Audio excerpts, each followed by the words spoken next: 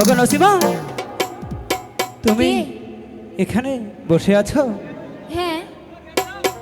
জানো আমি কত দূর থেকে এসেছি, আজকে যে আমাদের মধুর মিলন হবে। তুমি সত্যি বলছো? হ্যাঁ, 6 মাস পরেতে আইলাম নসিমান ঘরেতে, এই 6 মাস পরেতে আইলাম নসিমান বাসরে। চল নসিমান পাশা খেলতে